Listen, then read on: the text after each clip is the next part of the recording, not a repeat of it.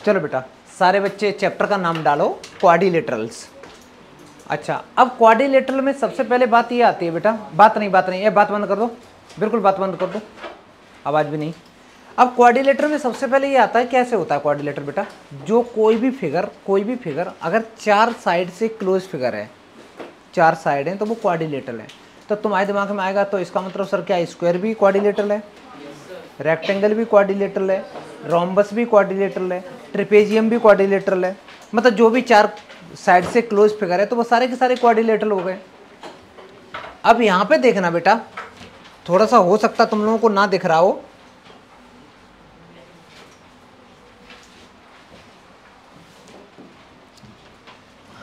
ये फिगर तुम लोगों को दिखाई दे रहा है वहां से अच्छे से, क्या लिखा बेटा ये?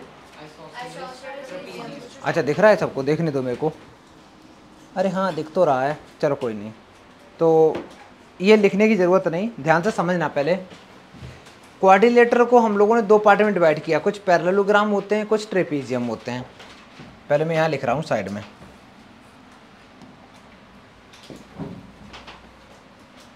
मान ले बेटा जो क्वाड्रिलेटरल हैं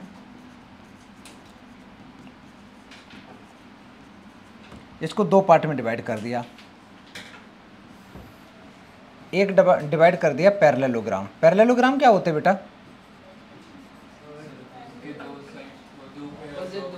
दो साइड नहीं, ऐसे बोलोगे जिसकी अपोजिट साइड पैरेलल होती हैं। इसका मतलब क्या है, अगर मान लो एक मैं बनाऊंगा तो अगर ए बी साइड है तो इधर के इक्वल है, ऊपर वाली नीचे की पैरेलल है, पैरेलल होनी चाहिए और इक्वल भी होनी चाहिए। अच्छा तो पैरेललोग्राम है, ऐसे बेटा ट्रेपेजियम है। इसके बाद अगर मैं पैरेललोग्राम से और कुछ डिवीजन करूं तो पैरेललोग्राम से निकलेगा रेक्टेंगल, और दूसरे क्या निकल सकते हैं बेटा? रोम्बस। रोम्बस क्या होता है? रोम्बस की क्या होती है बेटा? अच्छा तो रोम्बस की चारों साइड अगर इक्वल होती तो स्क्वायर की क्या होती फिर? अंतर क्या है? सही है, उनमें 90 डिग्री होता है, तो रोम्बस हो गया। अच्छा रोम्बस जितने भी रेक्टेंगल होते हैं, रेक्टेंगल से ही तो हम स्क्वायर निकाल सकते हैं। स्क्वायर तो क्योंकि रेक्टेंगल में क्या होता है, अपोजिट साइड जो होती हैं वो इक्वल होती हैं रेक्टेंगल में। दूसरी चीज एंगल 90 होते हैं, और अगर उसी रेक्टेंगल की साइड हम इक्वल कर दें तो वो क्या कहलाएगा? स्क्वायर होगा। तो एक तरीके से ये है कि जो रेक्टेंगल है वो पिताजी हैं, इनका बच्चे का नाम क्या है बेटा? स्क्वायर है। समझ में आया? तो ये कह सकते हो तुम कि जितने भी स्क्वायर हैं वो रेक्टेंगल हैं, बट जितने भी रेक्टेंगल हैं वो स्क्वायर हैं, ये जरूरी नहीं है ना। अच्छा ऐसे ही रोम्बस का, ये भी बेटा यहां से स्क्वायर बन सकता है। कब बन जाएगा? जब इसके एंगल 90, क्योंकि साइड तो पहले से इक्वल होती हैं। अच्छा ऐसे ट्रेपेजियम से अगर मैं बात करूं तो इसका एक डिवीजन और हो जाएगा, आइसोसेलेस ट्रेपेजियम, ठीक है। लेकिन अब क्या करो, ये चीज़ लिखने की ज़रूरत है, एक टेबल बना लो ये वाली बेटा, उधर का कुछ मत लिखना बेटा, ये बना लो जल्दी से। क्वाड्रिलेटर लिखो, पैरेललोग्राम, ट्रेपेजियम, रेक्टेंगल, रोम्बस, ये लिख लो, है ना। इन्हीं के बारे में हम लोगों को पढ़ना है पूरा इस चैप्टर में। क्या बेटा क्या बता रहे हैं? बना लो अच्छे से। अब सुनो बेटा, इतना समझ में आया? ये तो बड़ा आसान सा था, लिख लिया। अच्छा अब मेरा सवाल है, छोटे छोटे सवाल के मेरे का आंसर दो, एक एक नंबर के। All rhombus are quadrilateral, yes या नो? अच्छा all rhombus are square, all rhombus square कैसे हो सकते बेटा? But all square are rhombus, all square are parallelogram, yes correct है बेटा। ऑल स्क्वायर आर, देखो नीचे से जो ये है ना, ये इन्हीं की तो प्रजाति है, इन्हीं के तो लड़का हुआ, नाती पोता, ऐसे चल रहा है ना। तो ये नीचे के ऊपर वाले हो सकते हैं। कैसे? मैं बोलूंगा ऑल स्क्वायर आर रोम्बस और रोम्बस आर पैरेललोग्राम, मैं कह सकता हूँ all square are parallelogram, all square are quadrilateral, ये सारा कुछ बोल सकते हैं। नीचे से ऊपर वाले तो बोल सकते हैं, ऊपर से हम नीचे उल्टा थोड़ा सा बोलना थोड़ा दिक्कत करेगा, ठीक है। और ट्रेपेजियम का एक और मैंने लिखा दिया था। अब इसके बाद आगे बढ़ते हैं बेटा, देखो ध्यान से सुनना। क्वाड्रिलेटरल में मोटा मोटा क्या जाना, ये जाना भाई चार साइड से कोई क्लोज फिगर होगा मेरा क्वाड्रिलेटरल हो जाएगा, ठीक है, स्ट्रेट लाइन होनी चाहिए। अब उसमें क्वाड्रिलेटरल में क्लोज फिगर में ये मत करना तुम सर्कल बना दो, है ना, वो तो सर्कल हो जाएगा। अब यहाँ पे चीज़ें आगे स्टार्ट होती हैं, सिर्फ सुनते जाना बेटा, अच्छे से समझ में आएगा, क्योंकि थोड़ा सा मैं मानता हूँ थोड़ा कॉम्प्लिकेटेड चैप्टर है, लिटिल बिट, उतना भी टफ नहीं है, ध्यान से सुनोगे तो सब समझ में आएगा। क्वाड्रिलेटरल है, क्वाड्रिलेटरल में समझ में तो आ गया, एक क्वाड है, एक लेटरल दे रखे हैं। लेटरल का मीनिंग क्या होता है छोटू? लेटरल मीनिंग साइड से तो होती है, तभी तुमने पढ़ा होगा लेटरल सरफेस एरिया, पढ़ा है कि नहीं पढ़ा? सुना है, चलो चलो अच्छी बात, कुछ तो सुना। अच्छा अब सुन बेटा, तो ये तो साइड्स हो गई, लेटरल का मीनिंग साइड होता है, तो जिसमें चार साइड होते हैं उनको बंद कर दो तो वो क्वाड्रिलेटरल हो जाएगा, जानने की जरूरत नहीं, बस सुनते रहो, एक बार में याद हो जाएगा। ये बेटा कोई भी क्लोज फिगर जो चार साइड से क्लोज है तो मेरा क्वाड्रिलेटरल हो गया, ठीक है।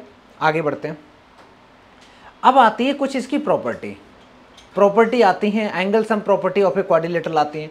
तो मेरे को एक बात बता बेटा, डेफिनेशन लिखने की तुम्हें ज़रूरत है या नहीं क्वाड्रिलेटरल की? ये याद हो गया ना एक बार में, तो फालतू में नोटबुक भरोगे कोई फ़ायदा नहीं, मार्क्स आने नहीं है। इसके बाद आता है एंगल सम प्रॉपर्टी, जो भी क्वाड्रिलेटरल होगा, sum of all the angles of quadrilateral 360 degree होंगे। अगर मैं कोई भी एक क्लोज फिगर बनाता हूँ तो उसके एंगल का सम कितना होगा बेटा? 360 डिग्री होगा, इसका सम बेटा 360 डिग्री हो जाएगा। तो एक काम करो सारे बच्चे, एक ऐसा फिगर बना लो बेटा, बनाने के बाद में डायरेक्ट ये लिख देना, angle sum property, sum of all the angles of quadrilateral is 360 degree. इसका हम लोग खूब यूज करेंगे। अच्छा, ट्रायंगल के एंगल का सम कितना होता है बेटा? 180 होता है, और इसका कितना होता है? 360 डिग्री होता है। तो लिख लो 360 डिग्री होता है। नहीं करना बिल्कुल भी, सुनते रहना, ये चैप्टर थोड़ा सा बड़ा अच्छा चैप्टर है। तो यहाँ पे जितने भी एंगल थे, angle A plus angle B plus angle C, तीनों का सम कितना आ गया बेटा? तो ये तो लिख ही लिया। इसके बाद ऐसे भी लिख लो, angle A plus B plus C plus D equal to 360 degree. 360 degree ये चैप्टर बेटा तुम्हारी ज़िंदगी में लास्ट बार पढ़ना तुम्हें, 11th 10th में भी नहीं है ना, 11th में है ना 12th में, तो इसलिए इसको प्यार से पढ़ लो, इसकी विदाई होनी है एक तरीके से, इसको बहुत अच्छे से पढ़ लो। और जो तुम ट्रायंगल पढ़ रहे हो, ट्रायंगल चैप्टर तो बेटा फिर से 10th में पढ़ना है, एग्जैक्ट वही है। चल बेटा ये कॉपी कर लिया, आगे देखो। छोटा सा सवाल, सारे बच्चे लिखो और आंसर निकालो, मैं कोई हिंट नहीं दूंगा इसमें, करो लिखो, बहुत आसान सवाल है। देखो बात नहीं करो, बात, क्वेश्चन लिखो, प्रॉपर क्वेश्चन लिखो और लिखने के बाद सॉल्व करो। क्वेश्चन लिखो तो यार, ये तुमने एंगल इतने डार्क क्यों कर दिए छोटू? फोन ला छोटू, तुम अपना है लाई नहीं, वेरी गुड। फोन नहीं लाना है क्लास में कोई भी बच्चे को। हाँ, अब यहाँ पे बड़ा आसान सा फिगर दे रखा है, फिगर नहीं सॉरी, पहले ट्राई करो, सारे बच्चे करो बेटा, बहुत आसान है। आई थिंक सारे ही बच्चे सही कर रहे हैं, ठीक है।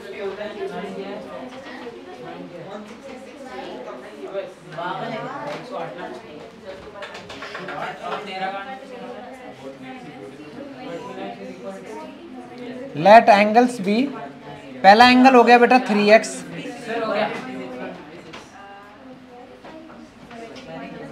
अच्छा एक बात बताओ, नहीं करना नहीं है, नहीं बोर्ड पे नहीं करना बेटा, आसान सवाल है, तो तुम बोर्ड पे करोगे, अभी रोड पे भी कर दोगे ले जाके।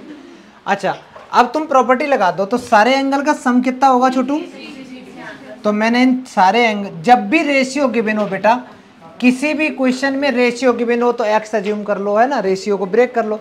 याद है हम लोगों ने हेरोन्स फॉर्मूला पढ़ा था, उसमें भी तो ये करते थे। तो इक्वल टू कितना आ गया बेटा?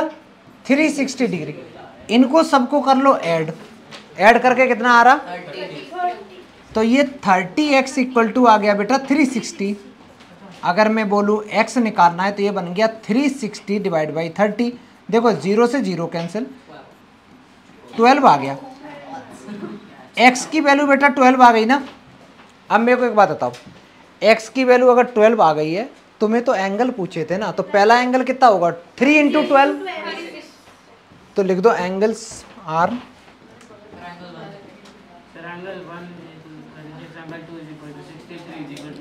पहला एंगल हो गया 3 इंटू 12, दूसरा एंगल हो गया 5 इंटू 12, तीसरा एंगल हो गया 9 इंटू 12 और चौथा एंगल हो गया 13 इंटू 12। तो ये आ गया 36, 60, ये बेटा आंसर आ गए तुम्हारे। ठीक है, चलो नेक्स्ट क्वेश्चन करते हैं। नेक्स्ट क्वेश्चन जल्दी करो, इसको भी कॉपी कर रहे हो रुद्राक्ष तुम। चलो नेक्स्ट क्वेश्चन करें बेटा। ये तो हो गया। अब ध्यान से सुनना बेटा, जैसे मैं बोलूँ टाइप्स ऑफ क्वाड्रिलेटरल, कौन कौन से टाइप के होते हैं क्वाड्रिलेटरल? तो बेटा पैरेललोग्राम होते हैं, रेक्टेंगल होते हैं, रोम्बस होते हैं, स्क्वायर होते हैं, ट्रेपेजियम होते हैं। ये सारे लिखना मत, ये सारे के सारे टाइप हो गए इनके। अभी जो मैंने पहली जो टेबल बनाई थी ना, वही सारे के सारे इसके टाइप हो गए। अच्छा, अगर मैं, और इसमें एक काइट हो गई। काइट क्या है? यही नॉर्मल जो पतंग नहीं होती, तो ऐसी फिगर बनेगा ना उसका, है ना? नहीं अभी नहीं, छोड़ दो उसको, कोई ज़रूरत नहीं है।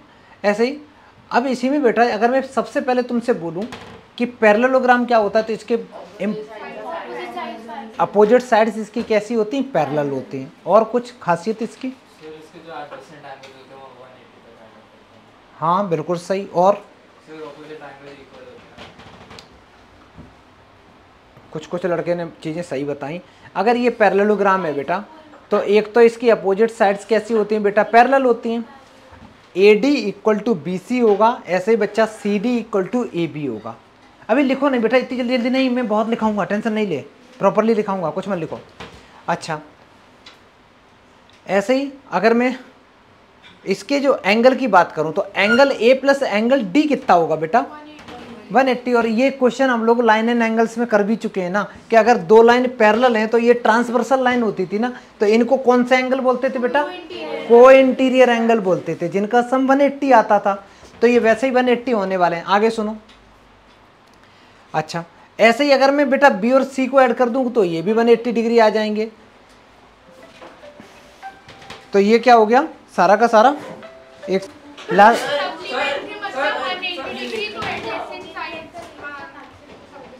Adjacent angles of a parallelogram are supplementary होंगे। सप्लीमेंट्री का मीनिंग क्या होता है बेटा?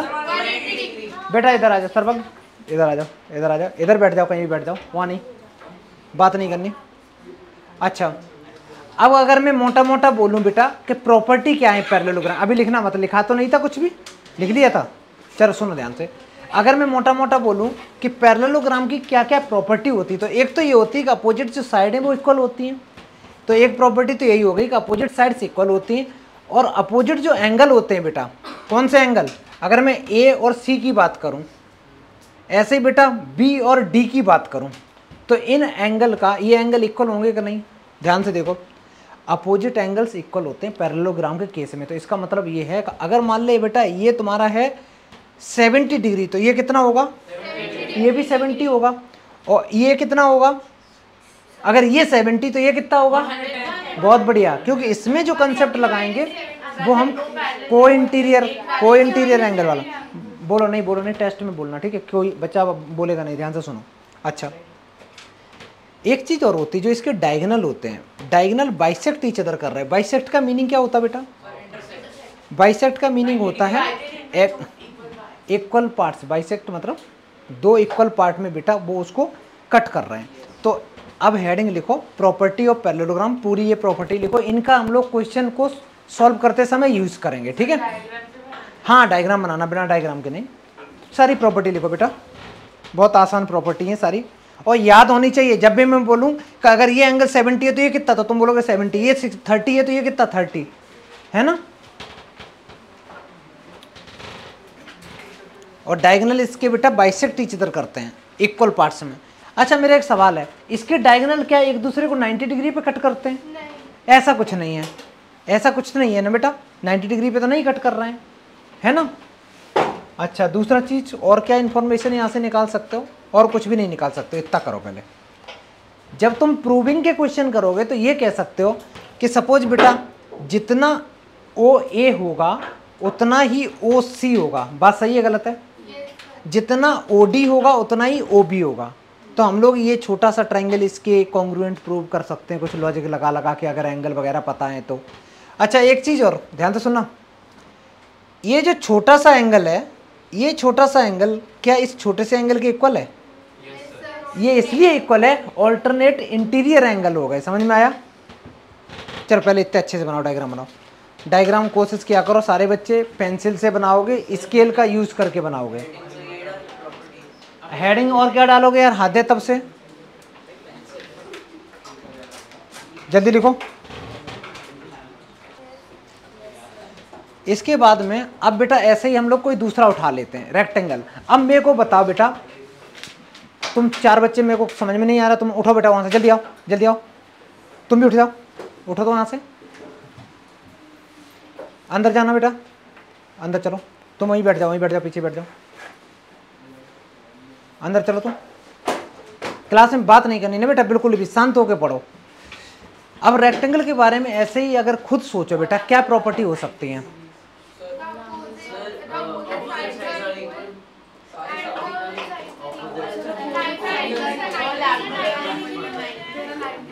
एक तो बेटा इसके जो एंगल होंगे वो 90 डिग्री होंगे, अपोजिट साइड इसमें भी इक्वल हो जाएंगी। 2 चीजें तो ये हो गई। अच्छा और क्या हो सकता है बेटा?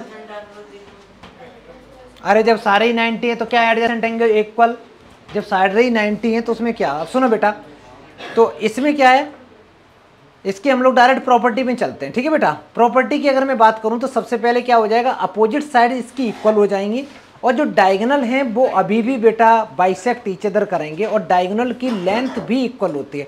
यहाँ इंटरेस्टिंग चीज़ ये है, लास्ट वाले क्वेश्चन में और इसमें अंतर क्या है? लास्ट वाले में और इसमें जो इसके डायगोनल हैं, इसके डायगोनल इक्वल होते हैं, उसके डायगोनल इक्वल नहीं थे, लेकिन डायगोनल बाइसेक्ट ईच अदर कर रहे थे। बाइसेक्ट क्योंकि तुमने क्या किया, इसको पकड़ के ऐसे खींच दो बेटा, खींच दिया तो ये चीज़ तो वहीं रही है, कम हो गई, ये खिंच गया। तो डायगोनल पैरेललोग्राम की मैं बात कर रहा हूँ, तो डायगोनल क्या होगा, उसमें अलग डिफरेंट साइज के होंगे, लेकिन वो डायगोनल जो बाइसेक्ट कर रहे होंगे वो इक्वल लेंथ के हो जाएंगे, ठीक है। ये सारी प्रॉपर्टी लिखो बेटा, जल्दी से डायग्राम बनाओ। जब हम लोग प्रूविंग करेंगे तो इन प्रॉपर्टी का बार बार यूज़ किया करेंगे, ऐसे लिख दिया करेंगे, diagonal are equals bisect each other, लिखो। चलो आगे देखो, इसके बाद में नेक्स्ट रोम्बस। रोम्बस के बारे में थोड़ा सा बताया गया, कोई बच्चा वैसे पहले ट्राई करो। रोम्बस में सारी साइड इक्वल होती हैं। चलो मैं डायरेक्ट प्रॉपर्टी पे पहुंचता हूँ। देख बेटा, इसमें भी सारी की सारी साइड तो इक्वल होती हैं प्रॉपर्टी में, और इसमें जो अपोजिट एंगल होते हैं इसमें भी इक्वल होते हैं बेटा। रोम्बस एक तरीके से पैरेललोग्राम वाली प्रॉपर्टी होल्ड करके रख रहा है। डायगोनल इसमें क्या कर रहे हैं, बाइसेक्ट ईच अदर करते हैं। हाँ बेटा होते हैं, और डायगोनल जो होते हैं वो परपेंडिकुलर टू ईच अदर होते हैं, तो ये जो एंगल बनता है वो 90 बनता है। बेटा सारी प्रॉपर्टी कॉपी करो, जल्दी लिखो, सारी प्रॉपर्टी कॉपी अच्छे से करो, बहुत आसान है। इसके जो एंगल होंगे, अपोजिट एंगल्स इक्वल होंगे बेटा, डायगोनल बाइसेक्ट ईच अदर कर रहे होंगे, और डायगोनल परपेंडिकुलर होते हैं इसमें, है ना। डायगोनल बाइसेक्ट भी कर रहे होंगे और परपेंडिकुलर भी होंगे।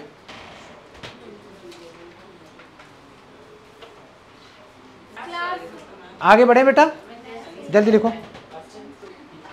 नेक्स्ट बेटा देखेंगे, स्क्वायर के बारे में तो यार सबको पता है। स्क्वायर की डायरेक्ट प्रॉपर्टी देखते हैं बेटा। तो इसके क्या है, डायगोनल बेटा बाइसेक्ट ईच अदर कर रहे होंगे, है ना, और परपेंडिकुलर भी होते हैं बेटा, और ऑल साइड्स इक्वल भी होती हैं, है ना, और डायगोनल की लेंथ भी इक्वल होती है बेटा। सारा कॉपी कर लो अच्छे से, बहुत आसान है, सारा कॉपी करो। डायगोनल बाइसेक्ट ईच अदर करते हैं, डायगोनल परपेंडिकुलर भी रहते हैं और इक्वल भी होते हैं, और 90 सब एंगल तो 90 90 90 होते ही हैं बेटा। नेक्स्ट बेटा ये प्रॉपर्टी लिखो ट्रिपेजियम की, इसकी। अभी एक सेकंड रुकना बेटा। ट्रिपेजियम के बारे में तो पता ही होगा बेटा, बहुत आसान सा होता है। एक कोई साइड होती है वो क्या रहती है बेटा, पैरेलल रहती है। लिख लो, जल्दी लिखो, हाँ लिख लो बेटा। नहीं तो एक काम करो, ट्रिपेजियम लिखो उसके बाद में बेटा ये डायग्राम बनाओ और ये पॉइंट लिख लो कि A D is parallel to B C, बस इतना लिख लो, ये भी बस इतना ही इंपॉर्टेंट है। इसके बाद एक और लिखेंगे फिर घर जाओ।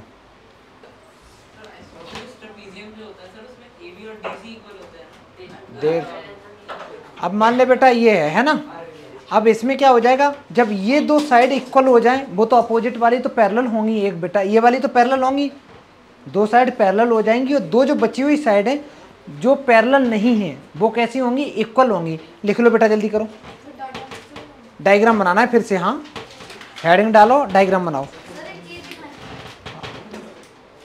अच्छे से लिख लो बेटा। लिखने के बाद में नेक्स्ट क्लास से फिर हम लोग यहीं से कंटिन्यू करेंगे, ठीक है।